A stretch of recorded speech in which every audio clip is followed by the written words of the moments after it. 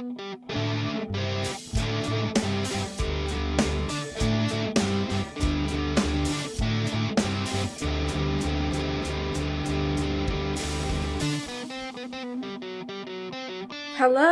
my name is Gray. And my name is Crystal. And this is Best Asian Beauties, a supernatural commentary podcast where I, someone who has seen this show several times. And I, someone who only knows the show through social media. Discuss. You continue. I'm I've done this so many times. Okay. And I, someone who only knows the show through social media, discuss every single episode of Supernatural from start to finish. Also, we are both Asian. We're both Asian, and just so you know, I'm keeping all of that in. I am not erasing a single thing. Okay, so for this episode of the show, this is a special episode. Whoa. We have our season 2 ender / season 3 beginner episode. This episode is gonna split into 2 parts. So the first one is we're just gonna talk, and then the second one is the Q&A. So yes, thank you for all your questions. Thank you for all your questions. If you sent some in, we'll probably answer them later. But before all of that, we must have our season 2 opinions, general thoughts, blah blah blah. Crystal. Yes. What did you think about season 2? Okay, how about we do this first? What did you think about season 2 before going in? And then what you thought of season 2 after? Were your expectations met? So Okay. yeah, go for it. Season 2 expectations is that it would be Sam-centric and be mostly about the psychic children plot. And that most people seem to think that most of the individual episodes in season 2 were pretty banger. Expectations not met, as evidenced by every time we've complained about season 2 in individual episodes. Right. I think we've said all this before, but they really dropped the overarching storyline after episode 10 of season 2, and then it's just a bunch of one-offs that are about Dean and mostly not very good. Even the season 2 early one-offs can be quite bad. I feel like this is a season that is a lot more touched by racism than season 1 is, because they're introducing a lot more black characters and all of them are villains in some way. Just not a good time. Yeah. I mostly agree with you that season 2 there was an imbalance in the focus of where they wanted us to look. So for a while, it's like at the beginning of the season, it was very Dean centric, and I understood that. The story that they were trying to say was like, oh, Dean is guilty because of what John did, and like prior to the reveal that Sam is like about to be killed by Dean, according to John. Yeah. That makes sense. But I was expecting that, like, when the reveal drops, we're gonna pivot to Sam, and we're gonna have the Sam side of the season. Except that never really happened, or if it happened, which it did a little bit, but they never really committed to it. So, yeah, I didn't like that. That's for the negative. I also didn't like the way I said that's for the negative and then just continued going with the negatives. It's so fucking funny. But like, I also don't like that the way they did the special what's the term that they use for the kids? Psychic kids. The psychic kids. I hate that, like, it was like this, like, oh, it's been years in the making, blah, blah, blah, blah, blah, blah. And then you get there and it's like just this guy who planned this thing for like the last 2 months or so. And nobody really knows what the fuck they're doing. And it's like he doesn't even know it too. Like Azazel doesn't know what he's doing too. And that is kind of frustrating because you're made to expect such a big, arc, such a big plot line. And then when it's dropped, it's like, okay, cool. It's not that big after all. Yeah. And then he dies. Eric Kripke say something like they were supposed to write the psychic kids for longer, but he got tired of them, so he just killed them. Honestly, I completely get it. Who wouldn't get tired of Supernatural? No. But the psychic kids were pretty fun, and I feel like they could have been longer than one episode. I think I said that I would have preferred that, like, Obel Part 1 just start out with everyone knowing it's a death game, but I'd also be okay with it, being revealed as a death game at the end of the episode and then having a Part 2 where it's more death gamey. And then we can deal with Dean sacrificing his soul or whatever in season 3. Like, whatever. Yeah. I would say that the positive that I have of this season, though, is that it became a little bit more of an ensemble.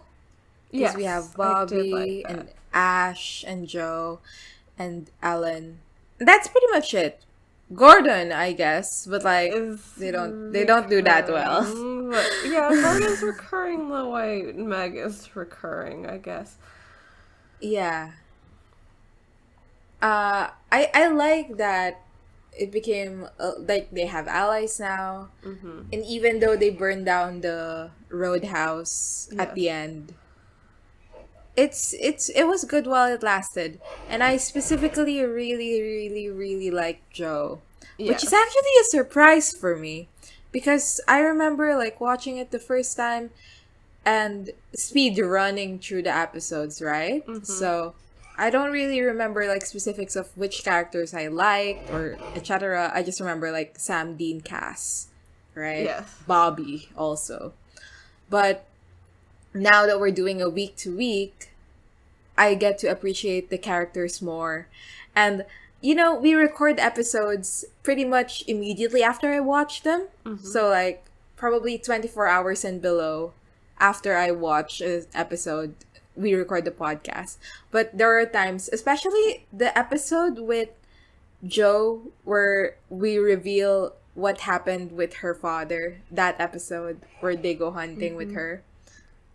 What's the title of that one? No Exit? No Exit. I remember like a week after that, still thinking about it. And I remember the episode where we see Joe again and Meg, the Meg episode. What episode Born is that? Under a Bad Sign?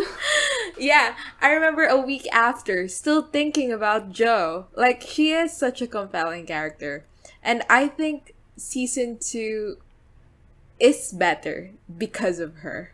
Yes. Wow. Like, who would have thought? Who would have thought that I would like a semi-minor character? But here we are.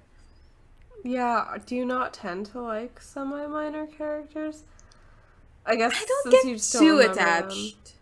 them. Okay. Yeah, maybe I just, because especially the type of content that I consume fandom-wise tends to focus more on Cass. Yes. So like, it's really just him in my brain, rotating in my head 24/7. But now that I'm here, I like think about the other characters too, and it's fun. It's a good experience. Yeah, I guess, right, my prior fandom experience was mostly cast-centered, and then after that it was Jack, and then after that it was Eileen, and I guess since Eileen's a semi-minor character, I already had my enjoying semi-minor characters hat on. Yeah, I agree with your assessment of, like, the ensemble cast making season 2 better. I like that now when they're on a case, they will just call Bobby or call Ellen. Yeah. It, like, when I remember Bobby showing up in, like, Tall Tales, which is such a miserable episode. But when Bobby shows up, like, I literally went, woo! On my screen. Like, I was like, hey, Bobby, what's up, bro? What's up? Yeah. So, yeah, that was nice. It's nice that they have some form of support now. Yeah, like, I know we made fun of them for demanding an in-person consultation for something that could have been an email, but it's nice that Bobby's super willing to just drive over Drop and everything. listen to them complain about each other. Exactly. Like, they never had that with John. Yeah, John literally left their ass. What do you view, like, the character arcs of Sam and Dean in season 2, though? Yeah, like, how are they different from the end of season 1? Oh, I think Dean at the end of season 1 is like, because, at the end of season 1, the most that we see of Dean's personality is the don't shoot, right? Yeah. Like, don't shoot, Dad. And that's like a thesis statement for him. That's a thesis scene for him that, like, yeah, like, they have all this, they have, like, the weight of the world on their shoulder, but at the end of the day, it's his family that's important to him. Yeah. And that carries over to season 2. Except, I think the arc is less end of season 1 to end of season 2 and more of beginning of season 2 to end of season 2, where it's like, Dad sacrificed his life for me, isn't that so miserable? Yeah. And then we pivot to, and now I'm going to do the exact same thing. Because this is all just a cycle that we're fucking stuck in. And I love misery. So He literally said that. He literally said, I love misery in Albal Part 2. Yeah. He said it while making the demon deal. Yes, he looked into the camera and said, hey, Gray Babpod, just so you know, I love misery. Yeah. Okay, how about I ask you about Dean first and then we'll go into Sam. So what's your perspective on Dean's arc? I feel like he ends season 1 being very likable because he seems like the only reasonable guy, because he's like, family is more important than revenge, and we're like, yeah, that makes sense. And then he comes over here and he ends with, keeping my family together is more important than what Sam wants or anything ever, and we're like, oh, there's the dark side of that. Yeah. But I think that is a natural progression of what happened after John made the demon deal and everything. I do think that it's also his only character trait throughout all of season 2. Is like, that is true. I just couldn't let you die, Sammy. I'm your big brother and I have to protect you. Like, what else does he have going on for him? I know, exactly. Although we get a little bit more of spy development this season. So, Dean X Spy going strong. Yeah. As I like to say. Right. Well, I guess he also has more of the wanting to leave hunting thing. Which is... Yeah, I forgot about that. Like in Croatoan. Yeah. Croatoan. Right, there's him going, I'm tired and I don't want to do this anymore, which is... He sort of did in Faith already, but is stronger now, and then he has his... What is and what should never be as well. Right. His whole, like, I want to live a normal suburban life thing. Yeah. So, yeah, I guess he has 3 whole things going on for him. Good for Dean. The thing is, I feel like rewatching Supernatural, and with you, like, already being entrenched in the fanon, I guess, of the show, there is this thing where we're watching it. We're watching it back, so it's like we're applying future traits to who they are right now, where the traits are not really shown as vividly yet, and in a way that definitely enhances the experience of rewatching, the knowing already what goes on. But are you okay? Yeah. Okay. But yeah, you're right. Like, I never even considered that, like, if you're watching this for the first time, maybe Dean is a little bit more flat than what we, for example, are seeing. I literally never considered that. And you're right. That at this point, they are not really as alive yet. Yeah. And, I mean, that's okay, because we only just spent, like, so little of the time that we're... episodes. I was gonna say, we only just spent 44 episodes, but I held myself back because I was like, no, that sounds insane. That sounds ridiculous. But you know what I mean. Like, we spent 15 seasons with them, and we're still just at season 2. So it's fine that they're still not as, like, well fleshed out as we will grow to know and love them later. Yeah. Okay, let's go to Sam. Oh god, sorry, Sammy. I remember, like, I'm trying to look back to season 2, the beginnings of season 2, and it's like, the thing I think about is when we were like, Sam 2 is in this episode every time Dean was having an angst moment. Which is so true. Like, I remember when Dean was, like, fixing the car and he's being angsty, and Sam was like, and he was my dad too. And I was like, he was your dad too, for real. Like, I can't believe everyone and God just forgot that John was literally your dad too.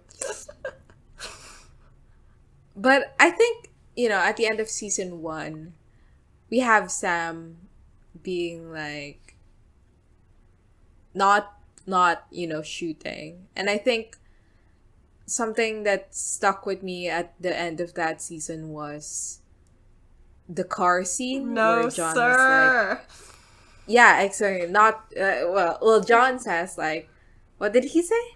I thought you and me saw eye to eye on this, Sammy. I thought we understood that, like, killing this demon came before everything. Everything.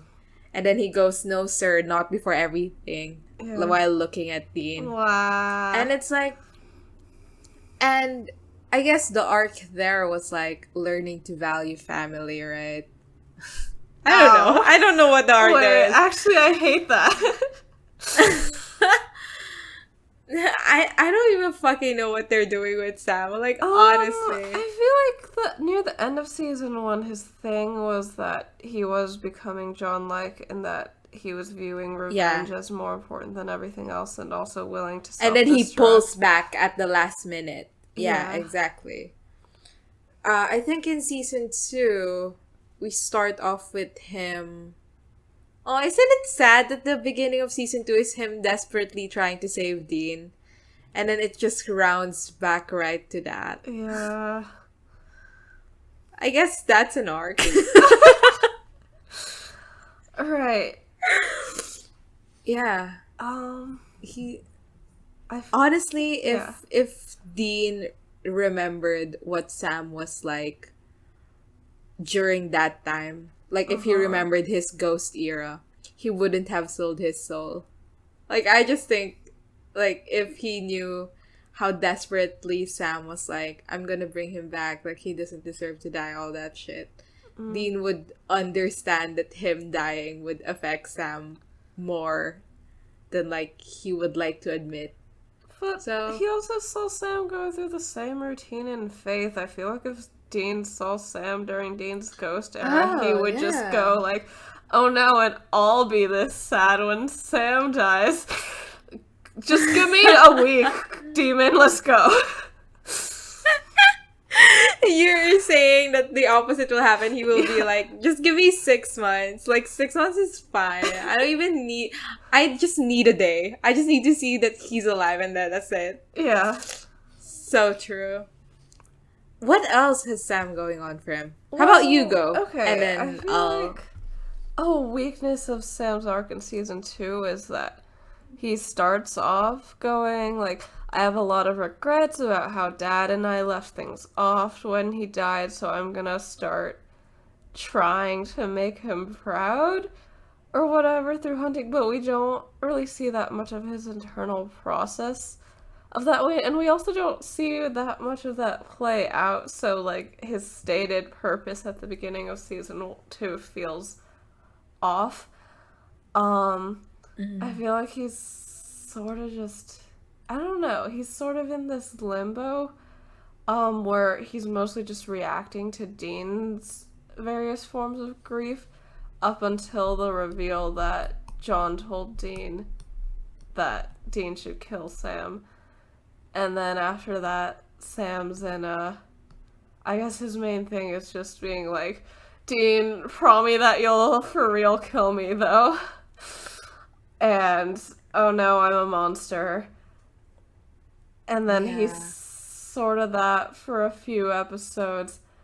And then they're like, okay, now it's time for fun times with Dean for a few episodes. Yeah. And then it's awful. I think Sam takes damage character-wise from the fact that they just stick him to the main plot. Yeah, that's it. Like, they don't give him other things. Like, if Dean had 3 things going on for him, Sam literally had 1 thing going on for him. Especially because, the issue, in some shows, if you just stuck one character to the main plot, that would work. In Supernatural, the show that is incredibly disjointed, where they forget about the main plot every 2 seconds, it doesn't work. So, yeah. I mean, is that it for Sam? There's gotta be more. I mean, he has his little faith crisis, but that's a one-off sort of thing. And it is the best one-off sort of thing. And it's the best one-off sort of thing. To pivot, to fucking take on from that statement, let's talk about our best app, worst app. Yes. Right? So, best episode. I think you agree with me, right? Houses of the Holy, baby. Houses of the fucking Holy. First of all, banger song by Led Zeppelin. Just want to promote. But also... yeah. Everyone stream Led Zepp. Everyone stream Led Zepp like they need the promotion from some podcaster and fuck all Supernatural. But, Houses of the Holy, I think is... After the season beginning, the season... What's the term for that? The opening? No, a premiere? What is it? Yeah. After the season premiere, after the first episode, House of the Holy was the next episode to evoke such emotions out of me. Mm-hmm. I would say that first episode is also kind of a tie. Not a tie. Like, I like House of the Holy better. Yes. But the first episode is also good. So that's my runner-up. So I think that... I remember... I don't know if I said this in the podcast. I think I said this last episode, but when we were editing that, I was literally scrambling to cut shit out because we talked for so long. And it's a beautiful episode, and I think it deserves such a high score. Yes. But the reason why I'm putting Houses of the Holy above it is because apparently, according to IMDb, Houses of the Holy is underrated. Like, we think it's so much better than what it's rated as. And I think I am bitter because of this fact. Yes. I am heartbroken. I am in despair. I agree with all of that. Also, I think In My Time of Dying is good in the context of just coming off of everything that happened in season 1. I think that House of the Holy is just good. That's true. Like, you need a little less context to enjoy Houses of the Holy. Because I think you can split good episodes of Supernatural into two piles. One pile being, if a friend was like, hey, what's that show you're into? Can we watch an episode? I've never watched any episode of this show ever. You can show them the episode and they'll be like, this is good. And then there's the other pile where you need to know literally everything about the show to appreciate it. And Houses of the Holy lands on the first pile, and In My Time of Dying lands on the second pile. Mm-hmm. Here's a thing that I'm gonna introduce, and we're gonna do this every season that we do. We're gonna do a tier list of like the seasons that we've already watched, right? So right now, it's easy. Season 1 is over season 2. For me, at least. I assume for you as well. Yes. So, like, we'll do this until season 15, where we have ranked every season of Supernatural. But right now, everyone take note that our ranking is season 1 is better than season 2. Yeah. Sorry, everyone. I know I'm season so 2 sorry, is light. everyone. Yeah, which is why, life sucks and I'm disappointed. Okay, we have to acknowledge, as the Winchester once said in Owl Part 2. I do want to bring up one thing before we proceed with our season 3 thoughts and expectations, which is that we're not doing the Misogyny Awards. Yeah. Yeah. Which is honestly such a funny statement to say. We're not doing the Misogyny Awards anymore. Sorry, you guys. Peace off. Yeah. No, but, yeah. Right. Basically, it's because so far we've been counting these points as has Sam or Dean said something that's misogynistic or done something that's misogynistic, and we've also been like tracking racism points this season, and I feel like we've sort of realized while watching that this isn't a good metric for like which of the writers are bad people, because a lot of the racism and misogyny isn't coming through Sam and Dean's mouths, it's coming through poor writing of female characters and characters of color, and like plots being constructed in ways that are misogynistic or racist. So I'm like down to say that by the end of season 2, Dean has done 12 misogynies and Sam has done 2 misogynies. And that... But this isn't really... Yeah, and that Dean has done 2 racisms and Sam has done 3. He has... But that doesn't really, reflect, what has actually happened in the writing. Just, like, specific statements that they have straight up made. Exactly. So, the count... We're gonna pivot into something a little bit different in season 3, I suppose. Yeah.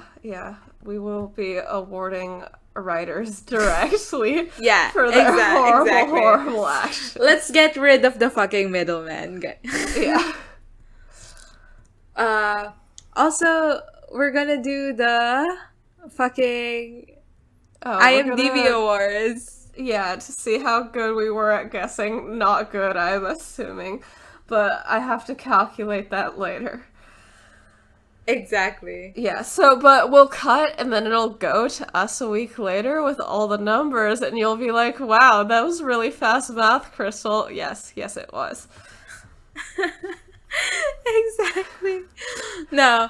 Okay, so Crystal. Yes. What is our Imdb Awards for season 2? Yes.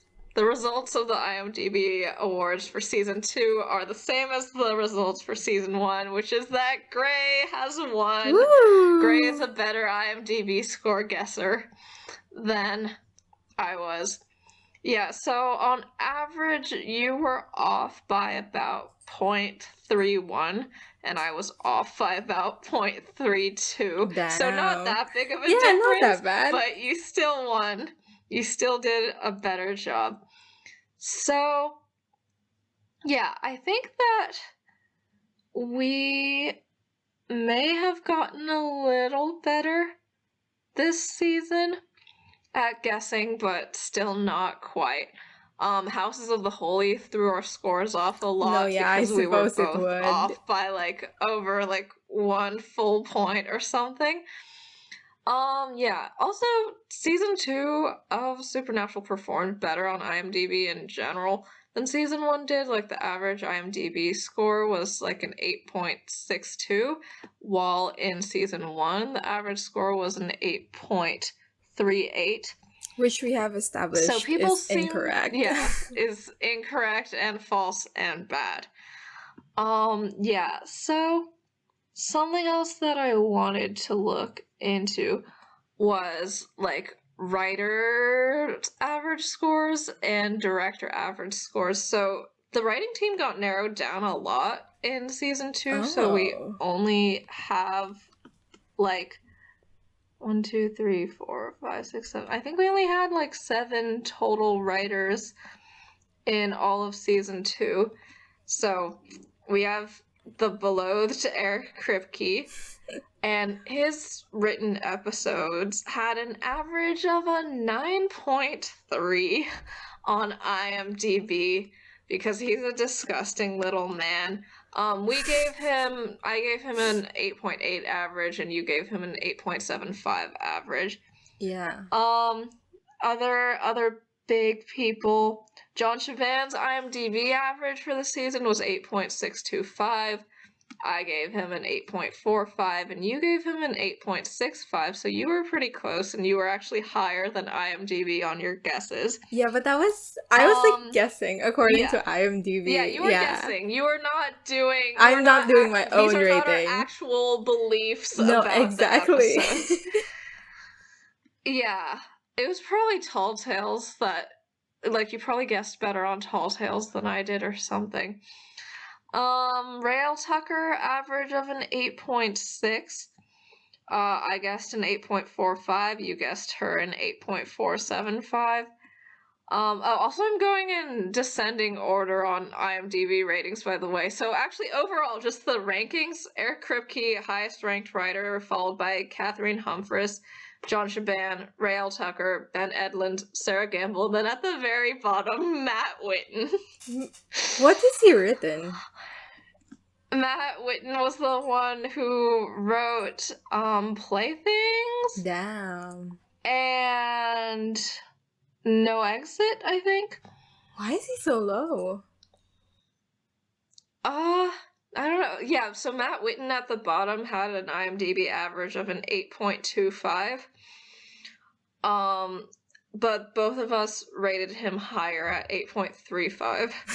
Not that high. So yeah, not that high, but you know, we were a little kinder to him than the IMDbers. And yeah, I think our biggest deviation was for Sarah Gamble because of Houses of the Holy.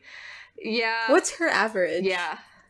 Her average is an 8.52. Ben Edlund's average is an 8.57. Damn. Yeah. Okay, so for directors, Robert Singer has an IMDb average of 8.67. Which is exactly what you rated for him on average. So you guessed people's like of Robert Singer pretty well. I went like 0.1 below at 8.57. Kim Manners, second most popular director at 8.55. We both rated him a lot higher, I think probably because of Houses of the Holy. Did he direct Houses of the Holy? I don't think so. No. Did he? Let's look it up. Houses. No, he did. Or no, he didn't. Wait. No, he did. He did direct Houses of the Holy. Oh yeah, okay, got it. Okay, yeah, so that's why we rated him. I rated him an 8.75, and you rated him an 8.83. Yeah, we loved that episode, and it was so good. And someone on IMDb that gave it a bad score, like, email us. So we just want to know. Yeah, nobody responded to our email request for that one. I feel like everyone who listens to the podcast likes Houses of the Holy to some degree. So yeah, hopefully. Who knows? Yeah, right. And finally, Phil Sagrisha had an 8.47 average. I gave him an 8.37 average, and you gave him an 8.5 average. There are more directors than these, but I only put down the ones that we care about. Yeah. And know by name. Phil, Robert, and Kim Manners. So real. Yeah, exactly. They are our friends. They are our enemies. There are so many things to us. So yeah, that is the IMDb overview of season 2. Congratulations to Gray on his victory. Exactly. Thank you so much. And fucking boo to Eric Kripke and Robert Singer for their victories. Yeah. So season 3. What are our thoughts and expectations? Let's put it on the fucking record, baby. Okay. What do we think about season 3? We're gonna get Ruby and Bella, which I look forward to. Oh, yeah. Bella's season 3, right? Is she season 3 or season 4? Okay. Or, no, she's 3. not in season 4. I would know if she's in season 4. Okay, yay, okay. Except I'm probably just gonna be really upset at every moment about how they write her, so maybe not yay. I think... Okay, are those your only expectations? No, those are not my only expectations. Okay, go on. Yeah, okay, I feel like most of it's gonna be about trying to get Dean out of the demon deal, or Sam coming to terms that he can't. I know that's what Mystery Spot's gonna be about, and that is an episode I'm looking forward for obvious Dean hater reasons.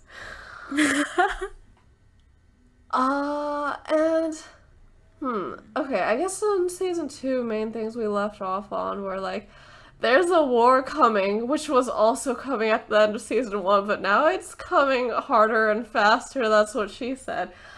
So I guess we're gonna get more demon battling of sorts, and then my last expectation is that they're gonna immediately drop the did Sam actually get brought back as Sam storyline immediately without a single consideration. Yeah.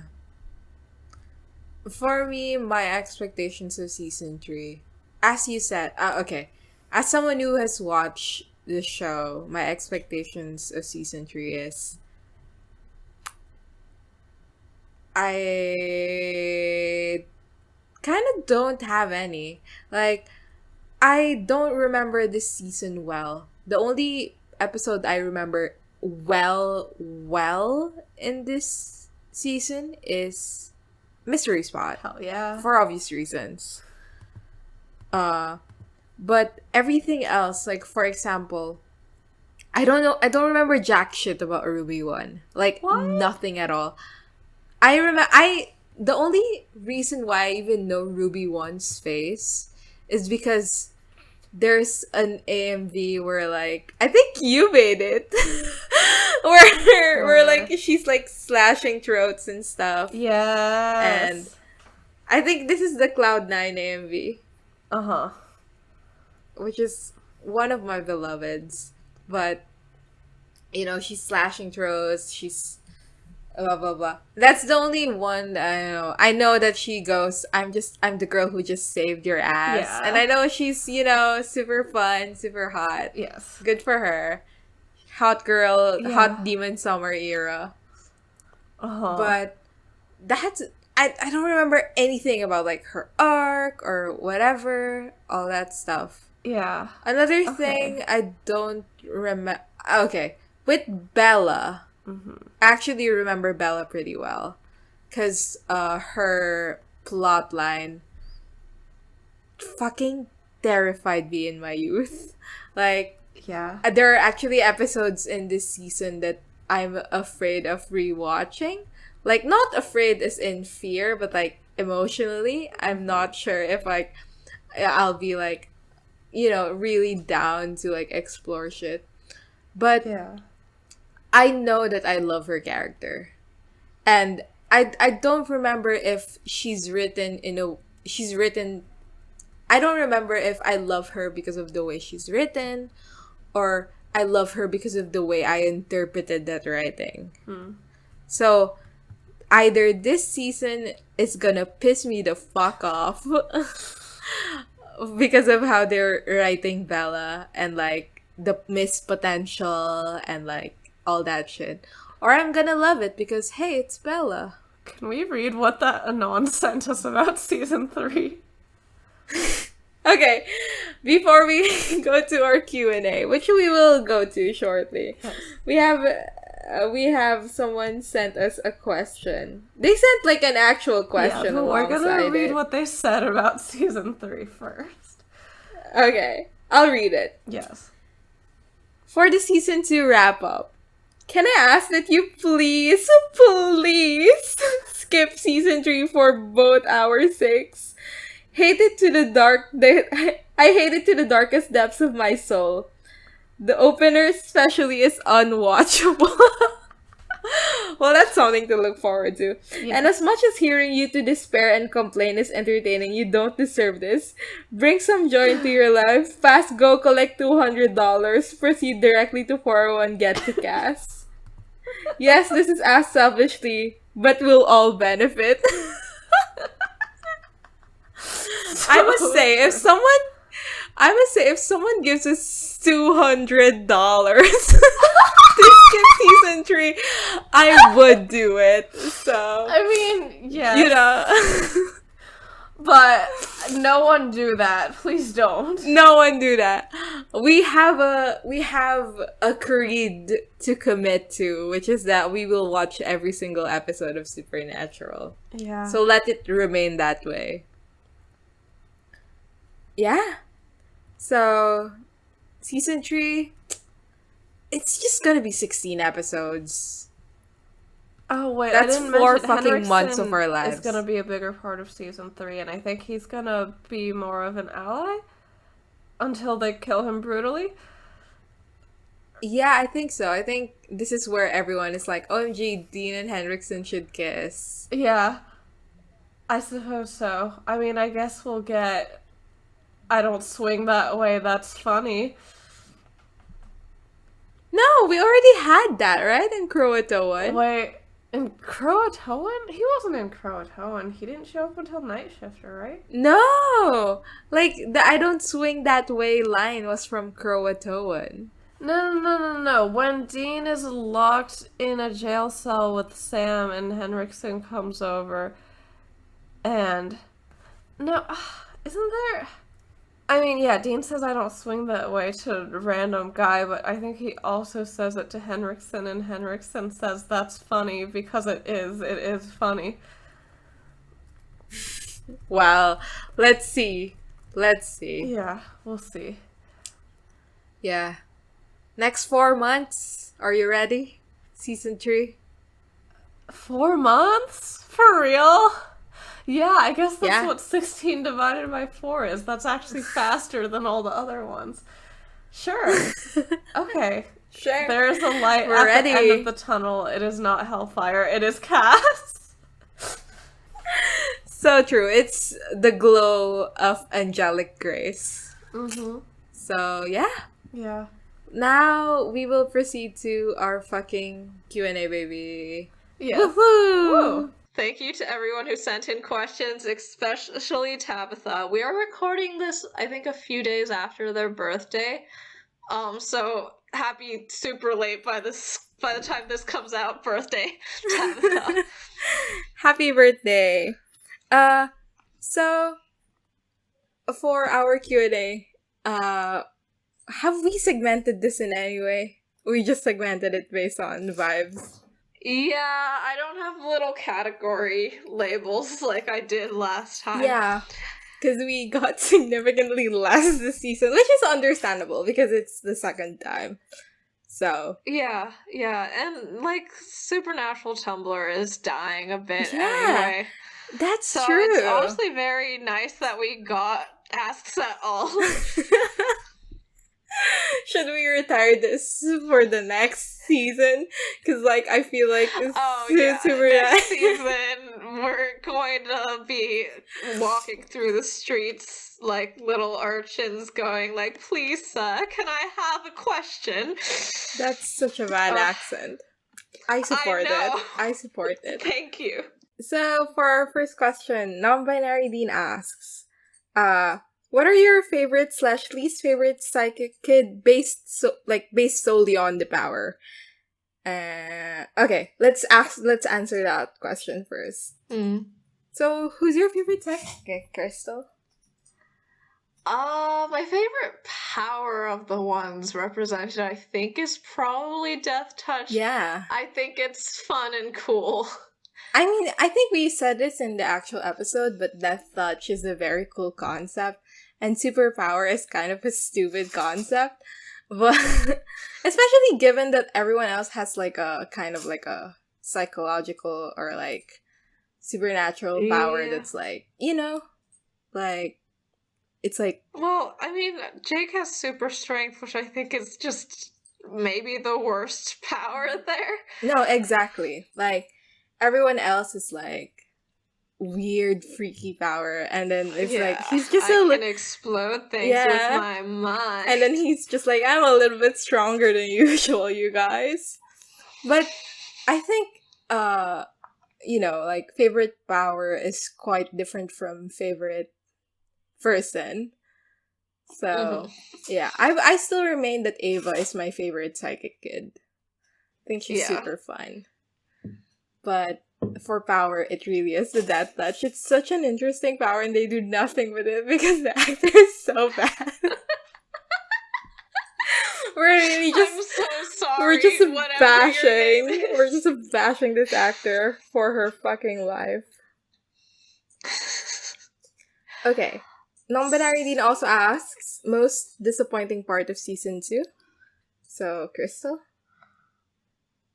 The IMDb score for houses. No. I think the thing we complained about so much, which is that the episodes leading up to the season finale were only Dean-centric and didn't set us up at all for what was going to happen. Mm-hmm. Do you think if they jumbled the episodes a little bit, it would have been better? I think if Heart was placed a little more into the season, like towards the end, I would have appreciated it a lot more for what it is and also what it does for the season. So yeah, and I feel like I know that Hunted needed to be early so that they could have the reveal about how Dean's supposed to kill Sam, but I feel like they could have had that in another episode and then moved the plot bits of Hunted to later on. Because, like, it doesn't even feel like Ava's been missing for 5 months. It feels like Ava's been missing for a fucking year by the time we come back to her. No, exactly. Like, we have completely forgotten about her.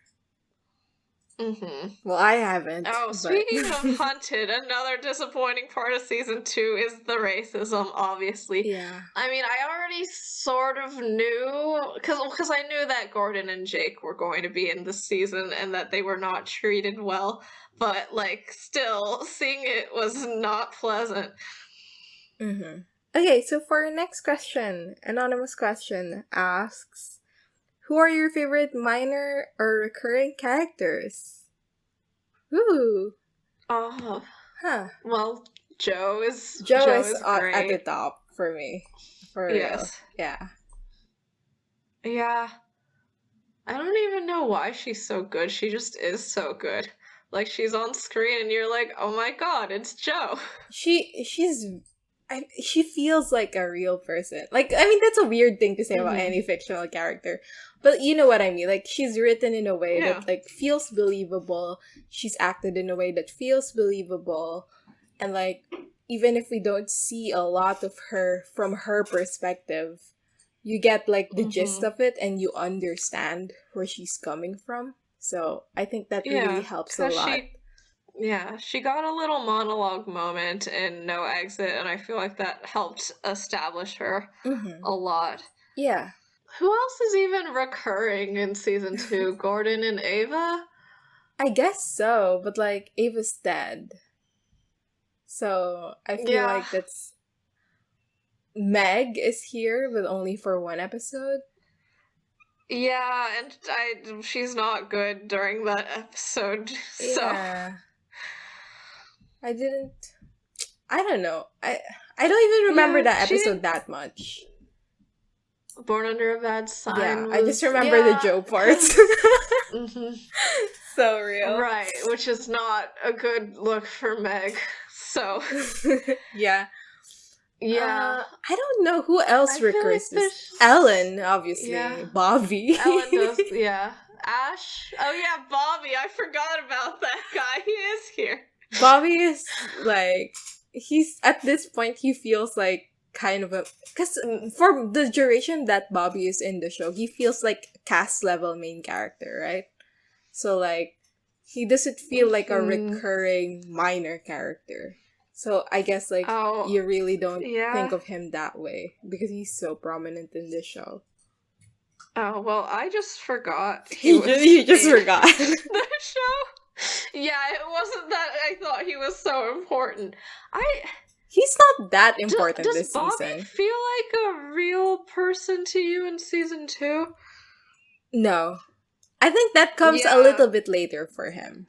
He has more to do in later seasons. More of a plot, like a plot crutch or something in season 2. Like, he's just here to give them cases or to give them information. And I know that he, like, has this whole moment where Dean sells his soul and he's like clutching Dean's face. But, like, I feel like Ellen could have done the same scene, you know? Like, they just needed an older adult who cares about Dean to be like, oh my god, you did something you sold stupid. Your soul. Yeah. I think with that scene, like, the reason why I was, like, emotional over it was because of what we know about Bobby in the future. Like, like, because I'm looking back to this scene, not because I'm seeing it for the first time and I'm feeling that emotion. So, yeah, I think you're right that he doesn't feel, like, fully fleshed out yet. Which is interesting, because he shows up a lot more than Joe, which we just said feels like a real person.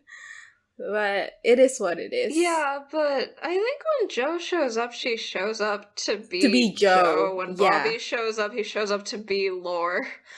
Exactly. I think you're right with that. And part of that, I guess, is like when we meet Joe, she's like, we're meeting her for the first time along with the boys, right? And when we meet Bobby, like, they already have this established connection with him. So like, we don't see it from the get-go, which is why I think future episodes that are Bobby centric, like was it Death's Door or like Weekend at Bobby's, you know, those episodes like hit a lot more because we don't see that pre-show dynamic with Sam and Dean that Bobby has. So I mean, it has its upsides and its downsides. Okay, there's Ash who turned to Ash. Ash is fun, but he's not around a lot. He feels more comic relief, and like lore, than real guy. Yeah. How about Ellen? Yeah. We haven't talked about Ellen. I think Ellen. I don't know if I have thoughts on her. Yeah, like, I think she straddles the line between plot and person in the show. Yeah, like, she's like in the middle in terms of like the spectrum of Bobby to Joe. And Mhm. yeah, maybe like in later seasons we'll get to explore her a little bit more. But Yeah. she really does at this point feel more like Joe's mother than, Mm-hmm. and then at Than late Ellen, than yeah. Ellen, and then like later towards the season, like the boys like ally than, you know, Ellen. So Yeah. Yeah. Right. Ellen was like in the finale. Like she was in Oval too, and that's like big. I don't know. Yeah, that's big. And yet So I feel like they were trying to establish her as an important player, and I think she during will the season be. they do Yeah. establish her as I think she will be. But yeah, I think I was kind of surprised when she showed up. I was like, oh, like she's part of this? Okay. Though I mean, I guess throughout the season she has been like saying that like she's part of this war and stuff, but I feel like because we never get to see her like out on the field the way we've seen like Joe hunt with the boys and Bobby like be present with them during hunts, like I guess she doesn't feel as much a part of it as she says that she is. But I mean, she just contributes in her own way by running the roadhouse. Yeah. But, yeah. Which they did burn down. So Which they did burn down. R.I.P. Yeah. Ugh. Does she live like above the roadhouse? I mean, is it there like, didn't in the first episode they arrive at the roadhouse, there's like a back door to some room. Yeah. And then like, so her house burned down too. yeah, I suppose so. And Oh, Ash lived there that too, sucks. right? Like he had a room there and Yeah, shit. yeah, he had a room there and shit. Ugh. These demons and their house fires. Yeah. Yeah. Okay, so Billowina, aka Tabitha, sent us 10 questions. Thank you so much. And we will get through them now. So, first question. Your commentary made me realize that through this season again. Your commentary made me realize that through this season, Oh. wait. Do you want me to do it? Yeah, go on. Your commentary made me realize that.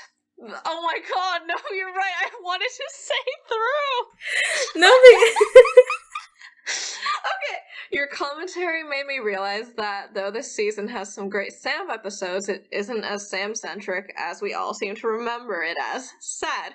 What episodes would you change to make more Sam-centric, and how? For example, what is and what should never be from Sam's point of view? you answer this first. I'm thinking. I'm looking up a list of season You know what? 2 We Supernatural should look up. Just to be clear, like, we're recording this a little bit far away from, like, when we recorded the last episode of season 2. So I have, like, mostly forgotten what happened. We recorded season 3, episode 1. Yeah. Yeah. Wait, season 2 Supernatural. Let's look up this. I would say in Croatoan, I would have made it more Sam-centric in the when he was like infected, right? Like I would have wanted his like monologue to be actually about him and not about like Dean. I'm so tired, Sam. I want to die with you. Like don't. God. I mean, I did care back then, and I do care now. But like, I wish. I think it's not even like big asks, right? Like, I wish when Sam died, it was more about him than about Dean. Or I wish when it was revealed that Dean was like gonna kill him, supposed to kill him. It was his reaction was more point and center than like Dean's. You know, it's like it's little things like that. It's never like, for me at least, it's never a big like, this episode should have been about Sam entirely.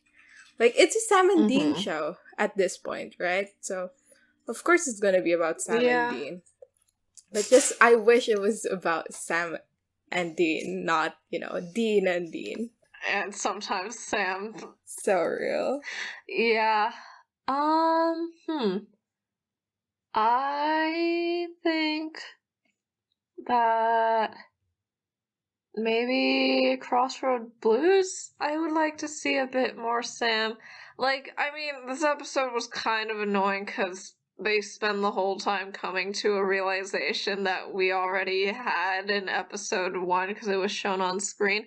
But I feel like it was all just like Dean acting up because he figured out John made a deal, and then like when he makes the deal with the demon, it's all like her talking at him and being like, wow, I can just see how sad and miserable you are. Like I feel every other episode is a demon tying Dean up and talking about how sad and miserable he is.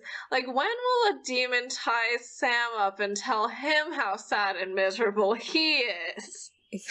Exactly. Yeah, so I would want some of their roles reversed in Crossroad Blues. I would want more of the realization to come to Sam, and maybe for him to try to decide whether or not he was going to tell Dean about it, because Dean's the one who would feel more guilty about it. And then I would want him to be the one making the deal at the end and learning everything. Crossroad Bruce is still so funny to me because it's like Dean is having such a big emotional moment with the demon, and Sam's like, oh, we need to run away from the dog.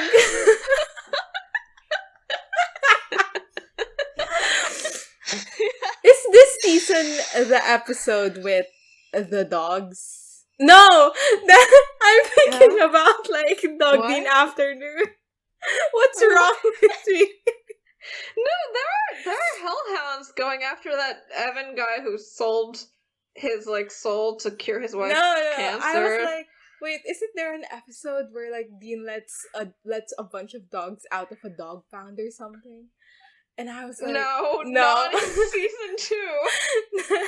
I think I just watched it recently, so my mind has lumped it together with season 2. Wait. Like, how recently did you watch Dog Dean Afternoon? Remember in season 1 when I was like, wow, Dog Dean Afternoon is actually funny. I have watched it more recently than that. No. I was having a rough time. Dog Dean Afternoon got me through a rough time by making it worse. Exactly. Okay, there's a question for me. For Gray, as someone who watched Supernatural growing up and was there when the Roadhouse crew got more hate than love, how was your opinion on Joe and Ellen and Ash change over the years? This is actually a lie, Tabitha. You're lying to the audience. I was not there during season 2. I was like fucking 6 years old or something. I was not there. I don't actually remember a time where people hated Ellen and Ash. Although I think I recall like seeing people be like, oh, Joe and Dean are so forced, blah blah blah. And I was like, okay. Because you know me, I like Joe and Ellen. I like Joe and Dean as a thing. Although I see why people would be averse to that as the seasons go, because their dynamic really does shift. But I don't know. I think for me, this question would really come up in like around season 9 and 10. Like that's when I am viable to answer the question, like, what was it like to being in the fandom during that time? Because that was like the time when I was actually watching the show alongside like people live. So season 2 is too early. It's too early. So yeah. Yeah. The next question is for me. It says, have any of your Supernatural opinions changed after watching the first 2 seasons? Not really. For me, not really. I don't know. Yeah, I think honestly, I feel like it's been like in a bad direction where I'm like, oh, this is less steep than people keep saying it is. I don't know. I feel like people are all like the first 2 seasons, they're like about like family and Americana and like codependency and blah blah blah.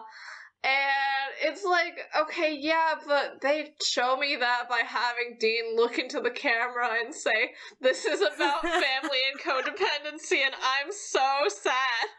Exactly. I mean, to be fair, like prior to this, your exposure to Supernatural was like a reading fan fiction that was actually good. Like,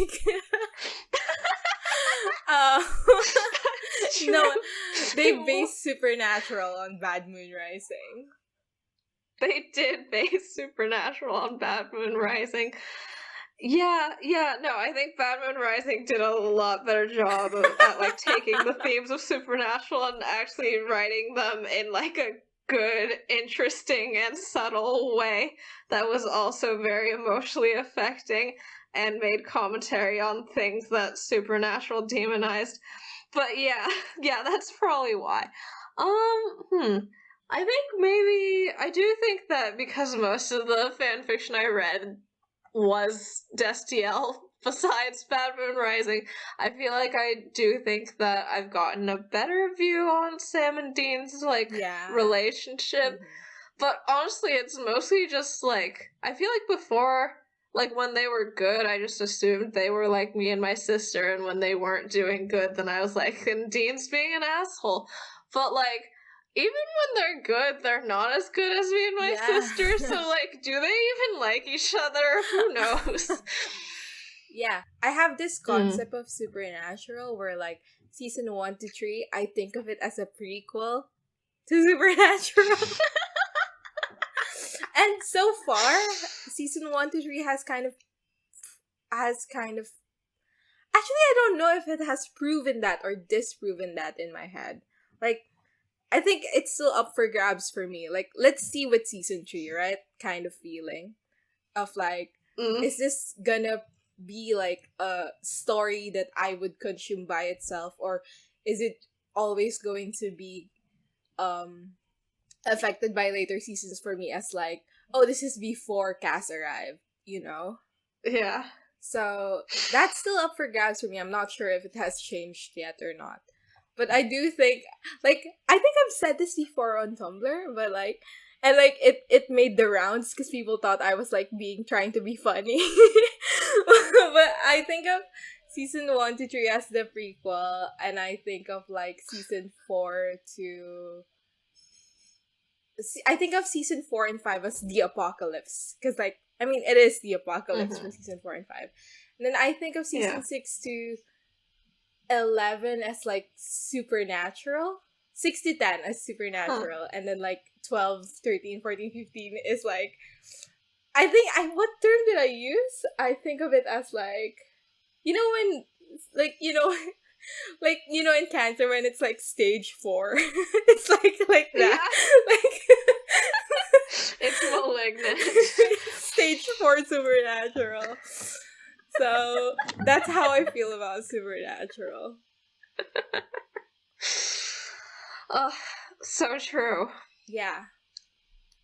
It's weird how, like, your brain classifies seasons in it. British era. But it's, I find that truly fascinating. Like, season 1 to 3 is an obvious lump, and season 4 and 5 is an obvious lump. But, like 6 and 7, I think, is Sarah Gamble era, right? Like, that's what it feels like. And then 8 to like 12 is like, that's Supernatural. Like, that's just Supernatural. I don't even know what to tell you. And then, like, after that, it's whatever the fuck it is. It's Jack era. So, like, for you, like, Carver era is Supernatural. Yeah. I think because I entered during Carver era. So, like, to me... And also, like, during the peak of Supernatural, it was Carver era, right? I think so, yeah. But I also think of season 12 as part of Carver era, even though it's Dab era already. Because I just think of Dab era as Jack's time. That makes sense. Tabitha asks, do you think Sam would have been a good ruler of hell? I think we need to define what good ruler of hell What the fuck is. even is Like, ruler what do they of hell? do? What is a ruler of Like, hell? right. Like, I mean, like, what's it called? Rowena seems to be a good ruler of hell, and she's like reforming the place. Is that what a good ruler of hell is?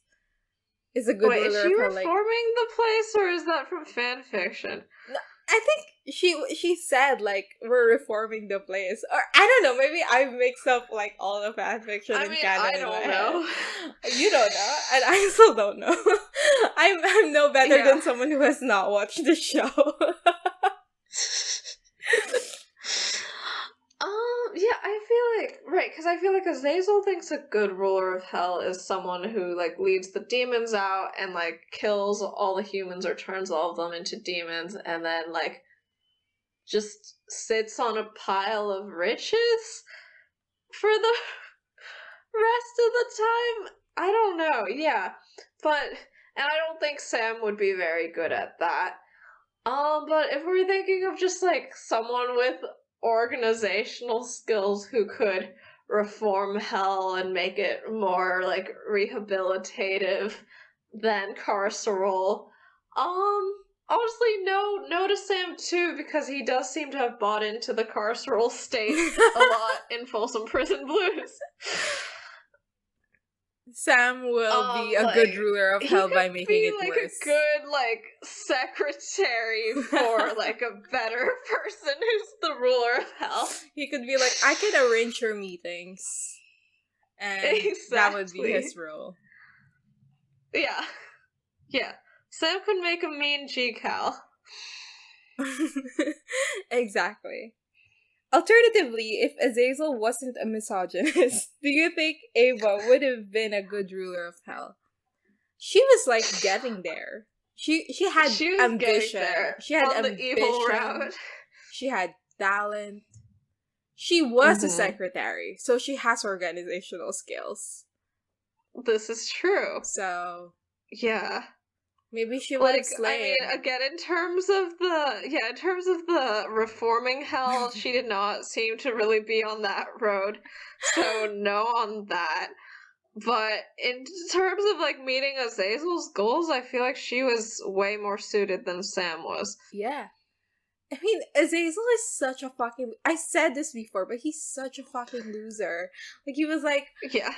You'll be the ruler of hell, and you'll have an army, and by an army, I mean, they're not here yet, but they're gonna get here, don't worry. But if you go and, like, drive 50 miles that way, like, you can get them yourself. I'm not getting them for you. Exactly. Yeah. I don't even get what demons want when they take over the earth. Like, at least from what Envy said, like, they just like having they just want to be there, like, killing people. Yeah. Right, or, okay, I mean, I guess maybe the victory is just not having to be in hell anymore. No, yeah. They just want to get out of there. Yeah, honestly, that's understandable. That's fine. It's like, you know how people are like, let's go to Mars or something. Like, that's the vibe. They're like, we just don't want to be on Earth anymore. Right, like the torment is unbearable, and instead of fixing a political system and the climate, we should go to Mars. Exactly. Okay, next question. Besides Houses of the Holy, though feel free to discuss that too. Although, we have discussed this in the episode exactly, right? If you could insert Castiel in any episode of Season 2, which would it be and how? And Hell's Favorite asked a similar question, which is, if Castiel could time travel into one Season 2 episode, which one would you put him in? Back to my list of Season 2 episodes. Yeah. Back to wikipedia.org/wiki/supernatural/_season 2. Okay. The thing is, like, in Season 1, there was an obvious answer, right? Like, fate. Yeah. And I think we slayed so hard with that answer. People are like, we should ask it again for Season 2. Unfortunately, I was not prepared enough for... Like, I genuinely tried to think of this question, but, like, I don't think aside from Houses of the Holy, I guess. Which I don't even know how Cass would show up for that. Do you? I mean, like, Cass in Houses of the Holy is more like it's meaningful that he's not there. Like, that's the point. Yeah, the point is that angels aren't real At yet. that point, yeah. Like, the point is that he's gonna be there in the future, but he's not here right now. And I feel like that's kind of the vibe of the entire season. Like, the entire season feels hopeless in a way, right? Like, yeah. Because, like, in season 1, it was like, we're gonna look for that, we're gonna look for Dad, and we're gonna find Dad, and blah, blah, blah, and we're gonna defeat the demon. It was, like, hopeful. So it makes sense to have, like, the idea of hope lingering around in you know, the form of, like, angels are watching over you type stuff. But yeah, in season 2, that feels super hopeless. Like, John just died, Sam is about to get killed by Dean if, you know, shit goes wrong, and Dean sells his soul, Sam dies, you know, like, it's, I think it's actually more meaningful to not have the angels here and have them appear, like, their absence speaks more volume. Is that a phrase that people say? Speaks volumes. Their absence speaks volumes. Yeah, exactly. But yeah, they're like, the angelic absence speaks volumes more than, like, if they were there and we're like, we're just watching these people suffer. I have an answer. Yeah, go on. What's your answer? What is and what should never be for Sastiel rights? Wait, so are you saying... I think that in Dean's dream, he should just have Sam be married to a random guy, and that should startle him so much that he stabs himself. He's like, no, this is not real life. Sam cannot possibly be gay. Exactly. Yeah, and he comes back and he's like, you know the funniest fucking thing, Sam? You were, like, gay in the dream world, and Sam was like, that's so funny, who hasn't Dean. sucked dick? That's so funny, Dean. I would never be gay in real life.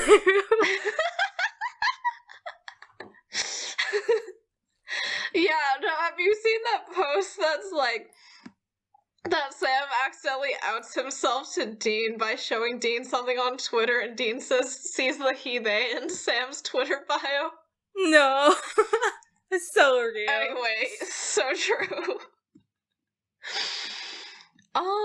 Okay, wait, do you think Roadkill would have been an okay episode? Because you talk about Hope not being present in season 2, but I feel like Cass being in Roadkill, which is an episode about hope with reservations, could work as long as it's not made clear and whether or not he's actually an angel. He's there in spirit because they fucking right where you left me that woman.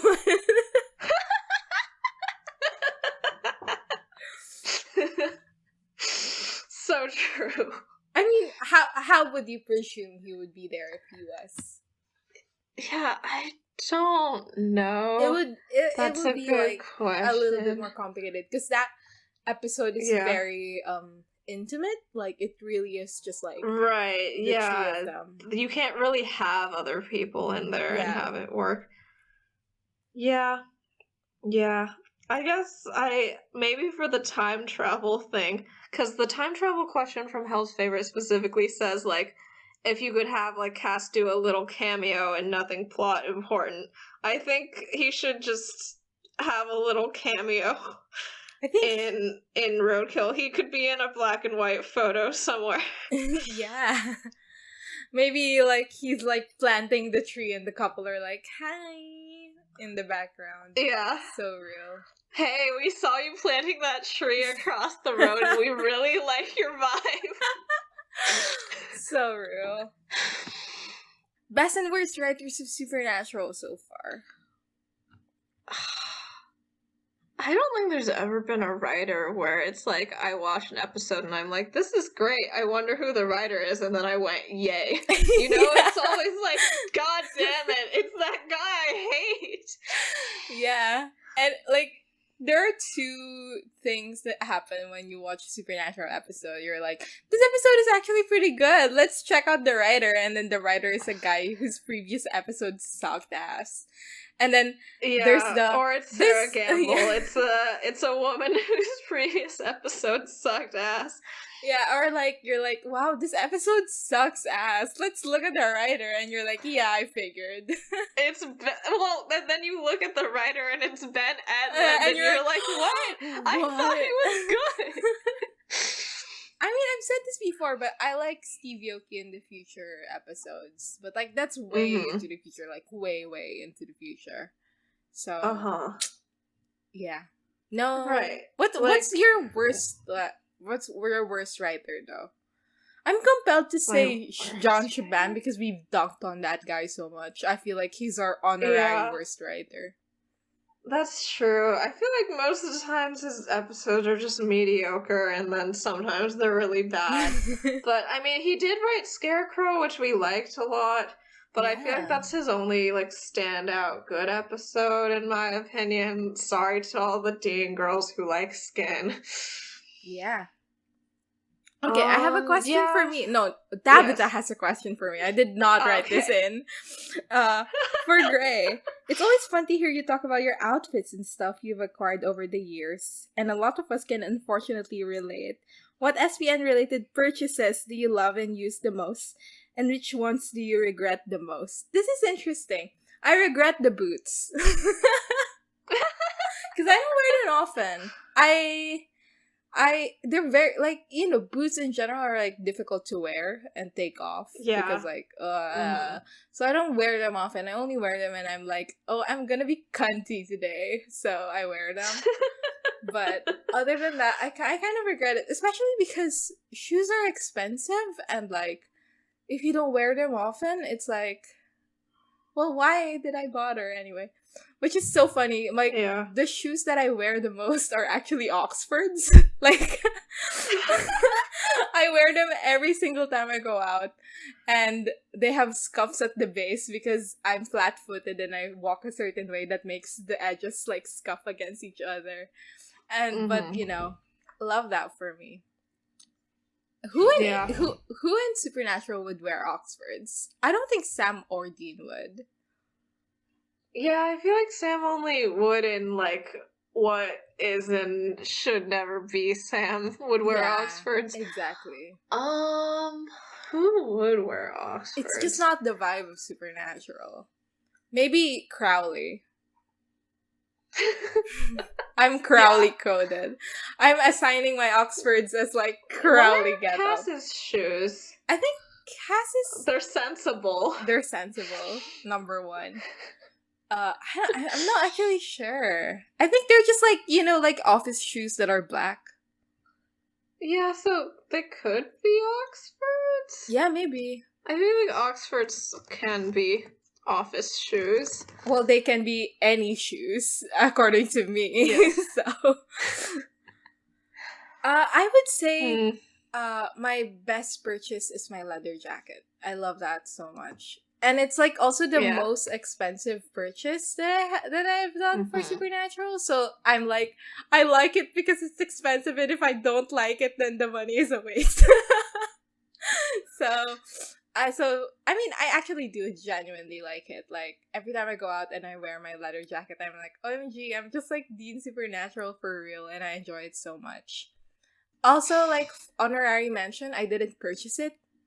I have a ring that is silver and looks a bit like the ring Dean wears.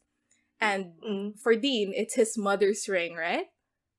For me, it's my dad's ring. So it's like, wow. you know how it is. Yeah. And I like it. I think it's my favorite out of everything that I claim to be about Supernatural. Because because it's like, it's not just about Supernatural. It's also about my family.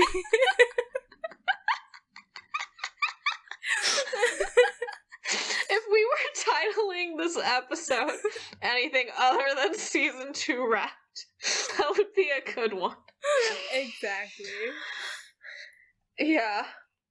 So there's a question for me, for my apparently fellow mobile game enthusiast Crystal. If the CW had the money to create a mobile game for Supernatural, what kind of mobile game would you propose they do? See, okay, I feel like anything the CW would come up with It's would just gonna be be like some straight up boring trash. monster Yeah. fighting shit.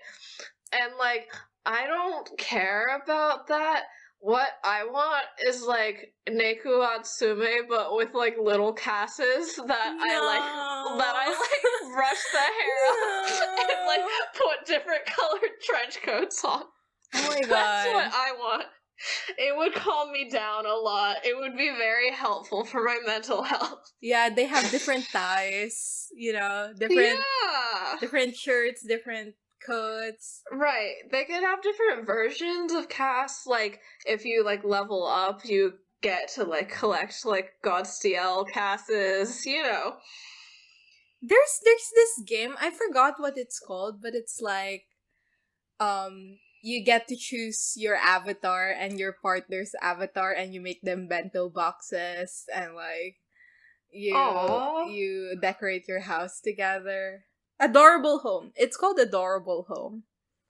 Aww. And for a while, that's sweet. I had an adorable home where I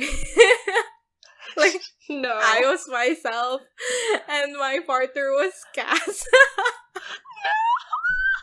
No. Yeah.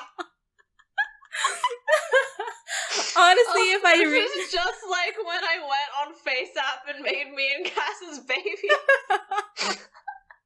We're completely normal people. That started a trend though in like my circle, in our circle, where like okay, let's FaceApp me and Castiel to see what our children will look like.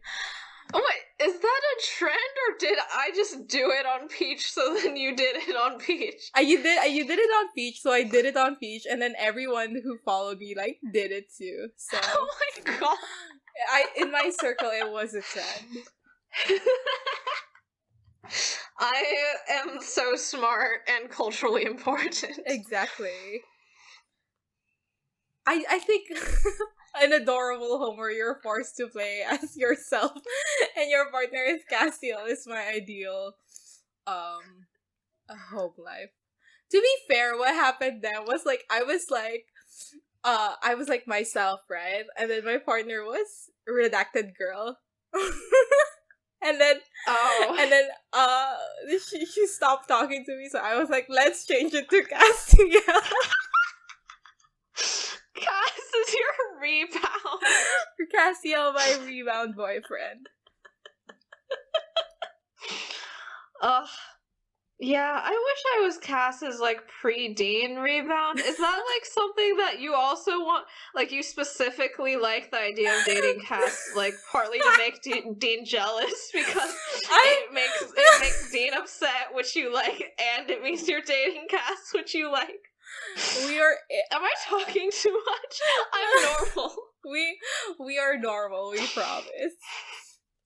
We have not talked about this an extensive amount. God. I just feel like I could make Dean really, really jealous. So real. Okay, let's you know what? Let's proceed to the last question. Yeah. So, earlier this episode, we talked about the person who was like, why don't you just skip season 3? And this is the continuation of their question. What's something that you're most looking forward to in future episodes? So for season 3, what are you looking forward to the most, Crystal? It just says episodes. It I doesn't know. say I was season like, of 3. course, if I say episodes, Crystal's gonna be like Castiel, but like we need to get off that direction real quick after the last conversation. Yeah, this is true. Oh god, season 4 is gonna be unbearable. We're just gonna be like giggling and twirling our hair. I will be giggling and twirling my hair. Okay, season 3. Well, I mean, seeing Bella and more of Ruby. I know that, like, I'm actually just gonna be really upset the whole time Bella's on screen because they're gonna portray her in a certain way, but I still would like to see her. You know, I'm getting extreme deja vu because I think you said that in our last recording for this episode. Oh, like probably. the exact wording. Oh, yeah.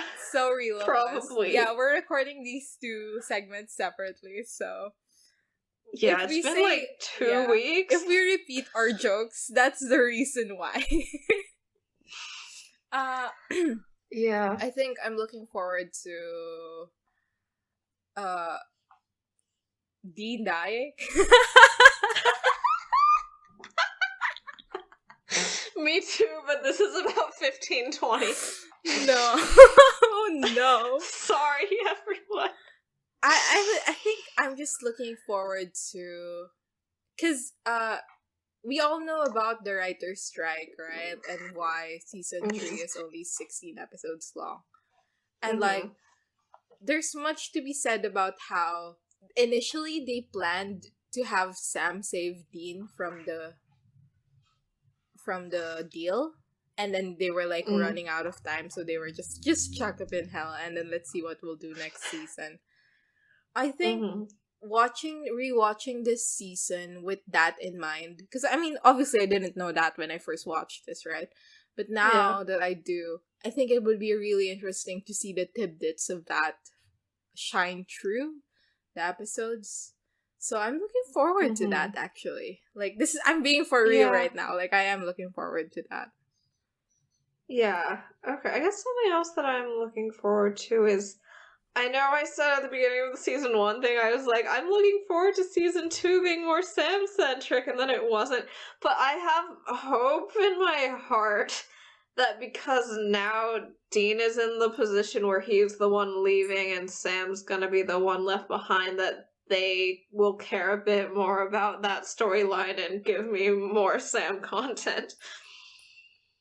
Because I know, like, for example, Mystery Spot, as far as I'm aware, is very much about Sam, even though Dean is the star of the episode in some ways. So yeah I'm hoping for more Sam. No, I get it. And how he feels about the deal. Yeah, so that's all the questions we have. Woo! Yeah, woo. Yeah, so that's it. We did it. Yeah, we did it. That's it for this episode of Busty Asian Beauties. Next week, we will be discussing Season 3, Episode 1, The Magnificent Seven. Leave us a rating or a review wherever you get your podcasts. Follow us on social media. We are on Twitter at twitter.com/beautiespodcast and on Tumblr at bustyasianbeautiespod.tumblr.com.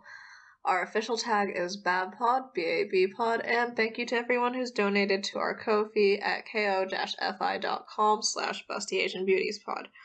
You can email us any feedback, comments, or inquiries at bustyasianbeautiespod@gmail.com. See you guys next time. Bye! Bye!